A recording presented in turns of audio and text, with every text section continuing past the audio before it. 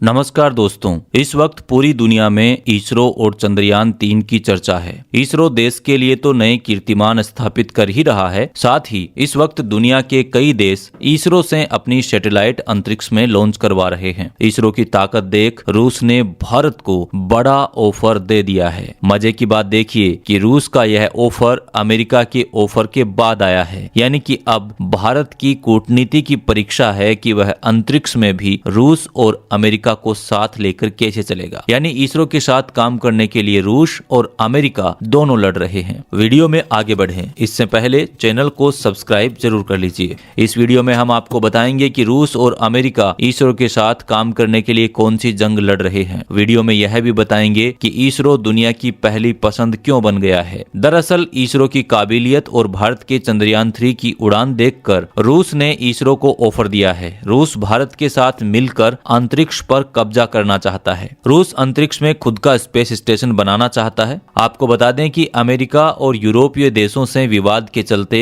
रूस international space station से बाहर निकलना चाहता है। इंटरनेशनल स्पेस स्टेशन को कई देशों ने मिलकर बनाया है। इंटरनेशनल स्पेस स्टेशन ऐसी सैटेलाइट है जिस पर अंतरिक्ष यात्री कई दिनों तक रह सकते हैं। रूस, अमेरिका, जापान, यूरोप और कनाडा की स्पेस एजेंसियों ने मिलकर इंटरनेशनल स्पेस स्टेशन को बनाया है, लेकिन अब इन सभी देशों के साथ रूस की जंग चल रही है और इसीलिए रूस इंटरनेशनल स्पेस स्टेशन से बाहर निकलकर खुद का स्पेस स्टेशन बनाना चाहता है। अपने इस बड़े प्लान के लिए रूस ने भारत को ऑफर दिया है। रूस ने वैसे तो यह मामला ब्रिक्स देशों की बैठक में उठाया था, लेकिन ब्रिक्स देशों में रूस को सिर्फ भारत से ही उम्मीद है, क्योंकि ब्रिक्स देशों में शामिल साउथ अफ्रीका और ब्राजील के पास तो खुद की स्पेस एजेंसी तक नहीं है। ऐसे में यह दोनों देश रूस की मदद नहीं कर पाएंगे। ब्रिक्स में शामिल चीन से भी रूस को कोई उम्मीद नहीं है। रूस का असली निशाना भारत है। रूस यह जानता है कि भारत के पास वो काबिलियत है जो उसके स्पेस स्टेशन में मददगार साबित हो सकती है। रूस ने कहा है कि उसने 2027 में अपने स्पेस स्टेशन के पहले चरण को लॉन्च करेगा। उसके बाद 2028 से 2030 के बीच स्पेस स्टेशन को कक्षा में भेज दिया जाएगा। लेकिन मजे की बात देखिए, रूस के ऑफर से पहले अमेरिका भारत को ऑफर दे भी चुका है। हाल ही में प्रधानमंत्री नरेंद्र मोदी अमेरिका के ऑफिशियल विजिट पर गए थे। उस समय भारत और अमेरिका के बीच आर्टेमिस नाम का एक समझौता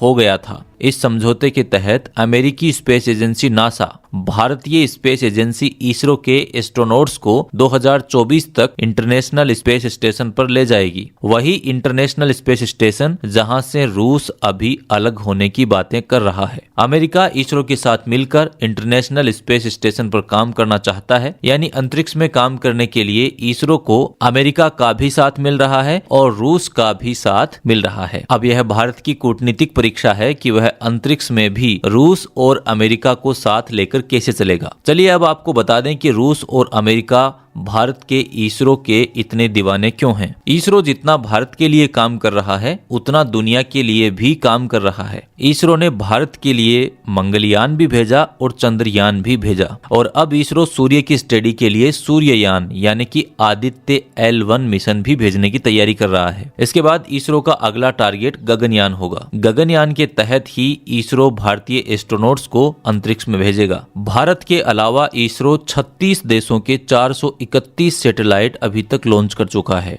इसमें सबसे ज्यादा सैटेलाइट अमेरिका की ही लॉन्च की गई हैं। अमेरिका के अलावा भारत सिंगापुर, कनाडा, यूएई और सऊदी अरब जैसे देशों की भी सैटेलाइट लॉन्च कर चुका है। लेकिन हाल ही के दिनों में देखें तो सभी की चांद पर जाने की खलबली मची हुई है। चांद पर ऐसा क्या है जो सभी देश चांद पर जाने के लिए तैयार हो चुके हैं। असल में चांद के दक्षिण ध्रुव को कई मायनों में भावी चंद्र मिशनों के द्वार खोलने वाला माना जाता है। इसकी कुछ ठोस वजह हैं। पहली तो यह है कि हमेशा चर्चा में रहने वाले चांद के इस हिस्से में बेहद ठंडे क्रेटर्स यानी कि वो बड़े गड्ढे जिनमें जमी हुई बर्फ हो सकती है, जो पानी के बड़े स्रोत होंगे। हीलियम 3 जैसे बहुमूल्य खनिज मिलने की आशा जताई जा रही है। इसका अंदाजा आप इससे लगा सकते हैं कि 1 टन हीलियम की मौजूदा कीमत करीब 5 अरब डॉलर हो सकती है। अनुमान है कि चंद्रमा से 2.5 लाख टन हीलियम 3 पृथ्वी तक ढोकर लाया जा सकता है। इसरो इसरो ने दक्षिण ध्रुव की चट्टानों में लोहे के अलावा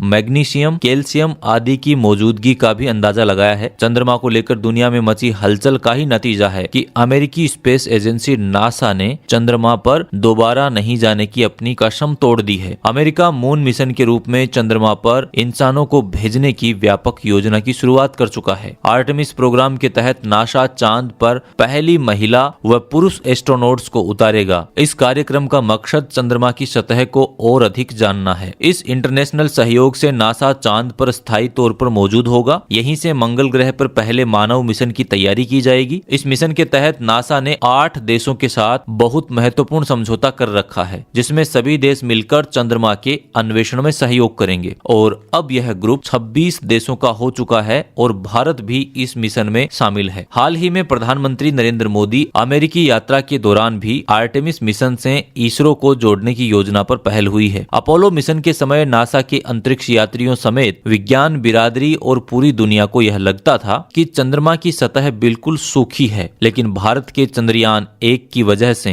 अब सभी को पता चल गया है कि कम से कम चंद्रमा के दक्षिणी ध्रुव पर भारी मात्रा में बर्फ और भाप के रूप में पानी मौजूद हो सकता है, क्योंकि मंगल ग्रह और सुदूर अंतरिक्ष की यात्रियों के पड़ाव और इंसानी बस्तियों को बसाने के लिहाज से चंद्रमा को सर्वाधिक संभावना वाले अंतरिक्ष पिंड के रूप में देखा जा रहा है। इसलिए वैज्ञानिक पानी की मौजूदगी वाले इस इलाके पर दाव लगा रहे हैं। यदि वहां इंसानी बस्तियां नहीं बच सकी तो चंद्रमा पर ऐसे उपकरण लगाए जा सकेंगे जो सुदूर अंतरिक्ष की टोह लेने में हमारी मदद कर सकते हैं। साथ ही वहां मौजूद पानी को विघटित करके उनसे मिलने वाले हाइड्रोजन का इस्तेमाल कर दूसरे देशों तक जाने वाले रॉकेट के ईंधन के रूप में काम में लिया जा सकता है। असल में पृथ्वी से प्रक्षेपित किए जाने वाले रॉकेटों की अधिकतम ऊर्जा इस ग्रह के वायुमंडल और गुरुत्व आकर्षण से बाहर निकलने में ही खर्च हो जाती है। ऐसे में चंद्रमा रिफ्यूलिंग स्टेशन और रॉकेटों को सौर मंडल के दूसरे ग्रह तक पहुंचाने में सहायक बन सकता है। अमेरिका, रूस, चीन, भारत, जापान और यूरोपियन संघ की चंद्रमा के प्रति दिलचस्पी बढ़ने की एक बड़ी वजह यह भी है कि आगे चलकर चंद्रमा को दुर्लभ अंतरिक्षीय सूचनाओं के केंद्र के रूप में विकसित किया जा सकता है। खनिजों की मौजूदगी के साथ मानव रिहायशी की संभावनाओं से जुड़े तथ्य वहां भेजे जा रहे यानों के जरिए ही मिलेंगे। उनसे हमें अंतरिक्ष के जन्म से लेकर ब्रह्मांड की ओर आगे बढ़ने से जुड़ी वे सारी सूचनाएं मिल सकेंगी जो शायद इस पूरी सृष्टि के रहस्य खोलकर रख देगी। कुल मिलाकर भारत जिस तरह चंद्रयान, गगनयान और सूर्य के अध्ययन के लिए आदित्य मिशन आदि योजनाओं पर काम कर रहा है, उससे हमारा देश अंतरिक्ष में एक बड़ी शक्ति के रूप में उभरकर सामने आ रहा है। और यह संभव है कि जिस तरह गणित के शून्य पर होने वाली कोई भी बातचीत भारत के जिक्र के बिना पूरी नहीं होती, उसी तरह आगे चलकर चंद्रमा पर कोई भी वैज्ञानिक चर्चा भारत के बिना अधूरी रहेगी। उम्मीद है भारत की इस कामयाबी और इसरो की इस कामयाबी से जुड़ी हुई यह सूचना आपको जरूर पसंद आई होगी। अगर आपको यह वीडियो पसंद आया हो तो आप इस वीडियो को लाइक कर सकते हैं, चैनल को सब्सक्राइब कर सकते हैं और इस वीडियो को आप शेयर भी कर सकते हैं। ऐसे ही इंफॉर्मेटिव वीडियोस आपको इस चैनल पर मिलते रहेंगे, इसलिए चैनल को सब्सक्राइब जरूर कर लीजिए। मिलते हैं अगले वीडियो में, तब तक के लिए नमस्कार। जय हिंद, जय Bharat. 1 0 plus 5 seconds. Lift off normal. Here we have a majestic liftoff of LVM-3 M4 rocket carrying India's prestigious Chandrayaan-3 spacecraft. P2 tracking.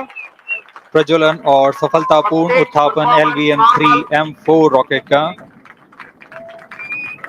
यह भीमकाय रॉकेट आसमान को चीरते हुए अपनी भयानक दहाड़ से चारों ओर कंपन उत्पन्न कर रहा है, जिसे हम यहाँ महसूस कर सकते हैं। और यही दहाड़ है जो वैज्ञानिकों को रोमांचित करती है।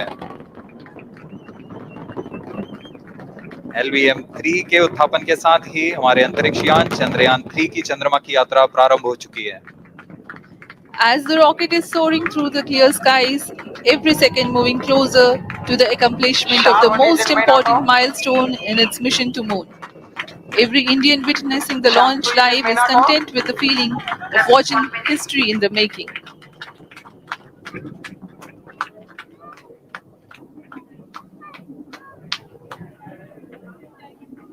चंद्रमा की सतह पर अपना छाप छोड़ने के लिए चंद्रयान 3 अपने मिशन को पूरा करने निकल चुका है। वर्तमान में दोनों S200 स्टेप ऑन बूस्टर सामान निष्पादन करते हुए अपनी निर्दिष्ट कक्षा की ओर बढ़ रहे हैं। The S200 motors thrusting simultaneously, generating a peak thrust of close to 6,000 kilonewtons in vacuum. They are made of HTPB-based solid propellant, 204.5 tons in each strap-on.